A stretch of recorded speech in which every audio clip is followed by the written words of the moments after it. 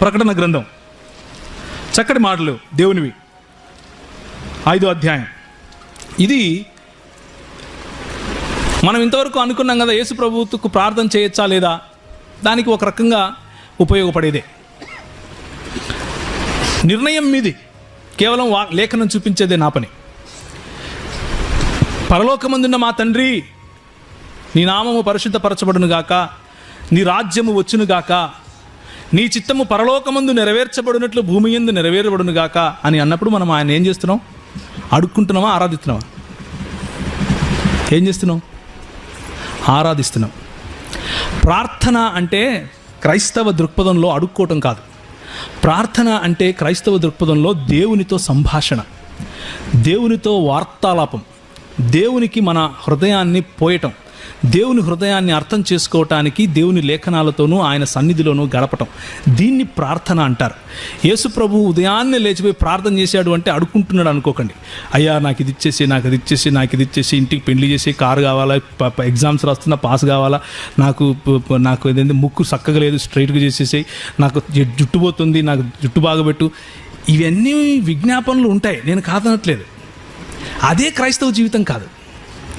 క్రైస్తవ జీవితం అనేది ఆరాధనతో కూడింది. ఇబాదత్ అంటారు హిందీలో లేదా ఉర్దూలో.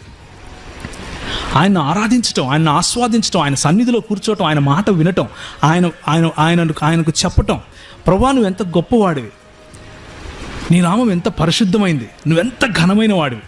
దీన్ని కాన్వర్జేషన్ అంటారు. కమ్యూనియన్ అని కూడా అనొచ్చు, ఒక ఫెలోషిప్ అనొచ్చు. ఆ ఫెలోషిప్ ప్రతిరోజు యేసు ప్రభు కలిగి ఉండటం కోసం వెళ్ళేవాడు. మిగిలిన సమయాల్లో ఉండేవాడు కాదా? తండ్రితో ఫెలోషిప్ ఉండేవాడు, మిగిలిన సమయాల్లోనూ ఉండేది. ఎందుకంటే ఆయన ఆ సమయంలోనూ సర్వవ్యాపే. దేవుడు సర్వవ్యాపి కదా. తండ్రి అయిన దేవుడు ఆ సమయంలోనూ సర్వవ్యాపే, ఆయన దగ్గరికి వచ్చి ఉండేవాడు. కానీ కేవలము దేవునికి మరియు కేవలము తండ్రికి మరియు కుమారునికి ఉండవలసినటువంటి ఆ సంబంధం, ఆ సమయం ఆయన ఇచ్చాడు దేవునికి. దాన్ని ప్రార్థన అంటారు. ఇప్పుడు యేసు ప్రభు యేసునామంలో ప్రార్థన చేశాడో లేదో మీరు ఆలోచించుకోండి. ఆయన నామంలో ప్రార్థన చేస్తే ఆయన నామం తండ్రి విన్నాడో లేదో మీరు ఆలోచించుకోండి. దాని గురించి నేను చెప్పను. నేను ఏం చెప్తాను అంటే, ప్రార్థనలో ఉన్న ఎసెన్స్, సారాంశాన్ని మర్చిపోకండి అంటున్నాను. ప్రార్థనలో ఉన్న సారం ఏమిటి అంటే, తండ్రి దగ్గర కూర్చొని ఆయన స్వరం వినటం, ఆయనకు మన స్వరం పలుకుతూ ఆయనతో ఫెలోషిప్ చేయటం, ఆయన ఘనతను చాటటం, ఆయన్ను మహింపరచటం. ఒకవేళ సమయం మిగిలితే వేరే వాళ్ళ కోసం, సంఘం కోసం అంతా ప్రార్థించిన తర్వాత, అవసరతల కోసం ప్రార్థించిన తర్వాత మన గురించి కూడా కొన్ని అడుక్కోవటం, అందులో తప్పులేదు. అడుగుడి మీకు ఇవ్వబడును అని ఆయనే అన్నాడు, అడగండి. కాకపోతే అదే కాదు మన బతుకు, ఇంకా చాలా ఉంది. సో ఇక్కడ జరిగినటువంటి ప్రార్థన, యోహాను సువార్త 17లో జరిగినటువంటి ప్రార్థనలో యేసు ప్రభు యేసునామమును ప్రార్థించాడో లేదో మీరు ఆలోచించండి. ఇక్కడ ప్రకటన గ్రంథంలో మీరు నేను కలిసి చేయబోయే ప్రార్థన చూడండి, మీరు నేను కలిసి చేయబోయే ఆరాధన చూడండి. 5వ అధ్యాయం ప్రకటన గ్రంథం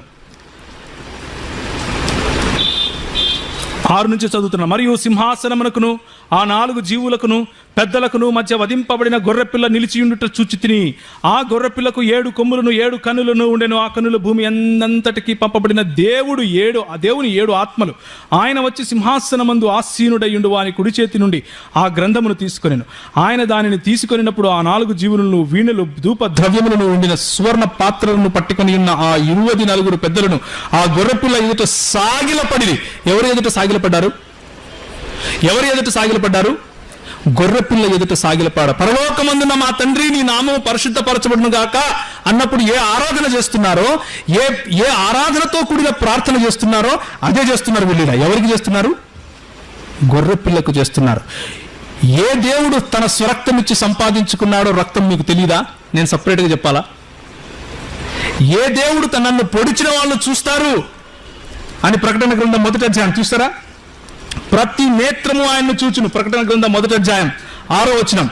మనలను ప్రేమించుచు తన రక్తము వలన మన పాపములను మనలను విడిపించిన వానికి మహిమయు ప్రభావమును యుగ యుగములు కలుగును గాక. ఆమేన్. దీన్ని ఆరాధన అంటారా అనరా? ఆమేన్.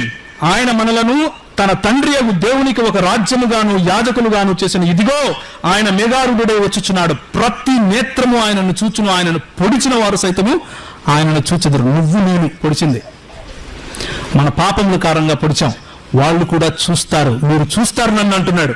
ఆ చూచే వాళ్ళు ఆ పొడిచినటువంటి ఆ పొడిపించుకున్నటువంటి రక్తము కార్చి నిన్ను కట్టినటువంటి ఆ దేవుని ఎదుట ఏం చేశారు? వీళ్ళు సాగిలపడ్డారు. సాగిలపడ్డారు. 8వ వచనం, ఆయన దాన్ని తీసుకున్నప్పుడు ఆ 4 జీవుల్లో వీణెలను ధూపద్రవ్యములతో నిండిన సువర్ణ పాత్రలను పట్టుకొని ఉన్న ఆ 24 పెద్దలను ఆ గొర్రెపిల్ల ఎదుట సాగిలపడిరి. ఆ పాత్రలు పరిశుద్ధుల ప్రార్థనలు. నువ్వు చేసే ప్రార్థనలు స్వీకరించబడడం గురించి మాట్లాడుతున్నావు కదా, ఇది స్వీకరింపబడటం. ఈ పరిశుద్ధుల ప్రార్థనల గురించి మాట్లాడుతున్నాను. యేసు ప్రభువు ఎదుట సాగిలపడినప్పుడు ఆ ప్రార్థనలు విప్పబడతాయి. నేను సార్వత్రిక సంఘం గురించి జరిగే ప్రార్థనల గురించి మాట్లాడుతున్నాను. ఇక్కడ కేవలం నాకు ఇది కావాలి అది కావాలి అన్న ప్రార్థనల గురించి మాత్రమే కాదు, సార్వత్రిక సంఘంలో జరిగినటువంటి ప్రార్థనల గురించి మాట్లాడుతున్నాను. గత 2000 సంవత్సరాల నుంచి, ఇన్ఫాక్ట్ 4000 సంవత్సరాల నుంచి కలిగినటువంటి పరిశుద్ధుల ప్రార్థనల గురించి మాట్లాడుతున్నాను. గొర్రెపిల్ల ఎదుట సాగిలపడినప్పుడు అవి విప్పబడతాయి. ఆ పెద్దలు, నీవు ఆ గ్రంథమును తీసుకుని దాని ముద్రను విప్పుటకు యోగ్యుడు, నీవు వధింపబడిన వాడవై, నీవు రక్తమిచ్చి ప్రతి వంశములను ఆయా భాషలు మాట్లాడే వారు ప్రతి ప్రజలలోను ప్రతి జనములలోనూ దేవుని కొరకు మనుషులను కొని మా దేవునికి వారిని ఒక రాజ్యముగాను యాజకులుగాను చేసితివి గనుక వారు భూలోకమందు ఏలుదురు అని కొత్త పాట పాడుదురు. మరియు నేను చూడగా సింహాసనమును జీవులను పెద్దలను ఆవరించి ఉన్న అనేక దూతల స్వరము వినబడెను. వారి లెక్క కోట్ల కొలదిగా ఉండెను. వారు వధింపబడిన గొర్రెపిల్ల శక్తియు ఐశ్వర్యమును జ్ఞానమును బలమును ఘనతయు మహిమయు స్తోత్రము పొందనర్హులని గొప్ప స్వరముతో చెప్పుచుండ్రి. ఎవరికి ఆరాధన జరుగుతోంది ఇక్కడ? ఎవరికి ఆరాధన జరుగుతుందండి ఇక్కడ? యేసు క్రీస్తుకు ఆరాధన జరుగుతోంది. ఎవరి పేరట జరుగుతోందండి ఇక్కడ? మీరు ఆలోచించుకోండి, నేను చెప్పక్కర్లేదు. ఇంకా మహాదేవుడును మన ప్రభు అయినటువంటి యేసు క్రీస్తు ఎదుట సాగిలపడే ఒక రోజు వస్తుంది. మహాదేవుడును మన ప్రభు అయినటువంటి యేసు క్రీస్తు ఎదుట మన ప్రార్థనలు విప్పిపోయడం జరుగుతుంది.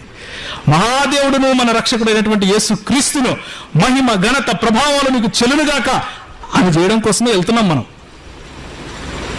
మనం వెళ్ళేదే అందుకు. ఇదే జరగబోతుంది అక్కడ. క్లైమాక్స్ ఇదే. క్లైమాక్స్ మీద